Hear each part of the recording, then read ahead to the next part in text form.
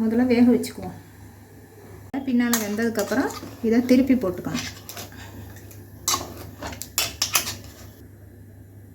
இது மாதிரி திருப்பி போட்டு 2 பக்கமும் நல்லா வேக வச்சுக்கணும். முதல்ல ரத்த பொரியல் எப்படி செய்கிறதுன்னு பார்ப்போம்.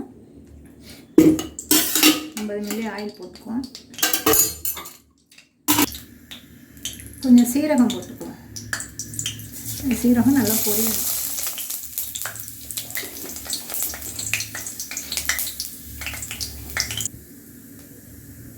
பச்சை மிளகாய் நேராக கட் பண்ணி போடுவோம். பச்சை மிளகாய் விரும்பி சாப்பிட்றோம்னா குறுக்க கூட கட் பண்ணி நைஸாக கட் பண்ணி போட்டுக்கணும். இதுக்கு கொஞ்சம் சின்ன வெங்காயம் நிறைய போடணும். நைஸாக கட் பண்ணி நிறைய போடணும். கருவேப்பிலை இருந்தால் போட்டுக்கணும். இது மாதிரி வெப்பம் கூட்டு வச்சோன்னா அதுக்கு வந்து லாஸ்ட்டாக மல்லித்தலை இருந்தால் நைஸாக கட் பண்ணி போட்டுக்கலாம்.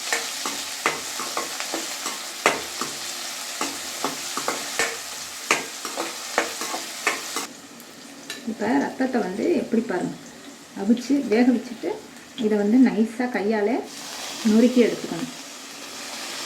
கட்டி வச்சு கட் பண்ணக்கூடாது. நல்லா நொறுங்கினா தான் நல்லாயிருக்கும். 1 2 கார்ன் சிப்ஸ் மாதிரி இருக்கணும். இதில் தண்ணியெல்லாம் படக்கூடாது. இதுக்கு சாப்பிட்டு பார்த்துட்டு உப்பு போட்டுக்கோங்க. உப்பு இருந்துச்சுன்னா போடாதீங்க. நல்லா எண்ணெயில் வேணும். தண்ணியே ஊற்றக்கூடாது.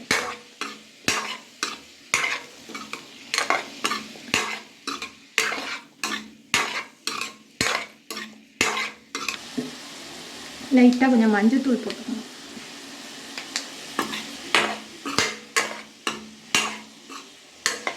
மஞ்சத்தூள்லாம் நல்லா எண்ணெயில் வேகணும்.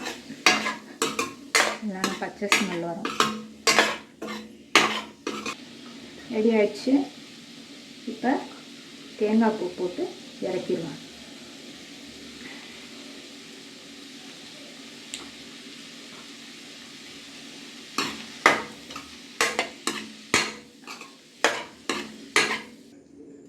ரத்த பொரியல் ரெடி ஆயிடுச்சு.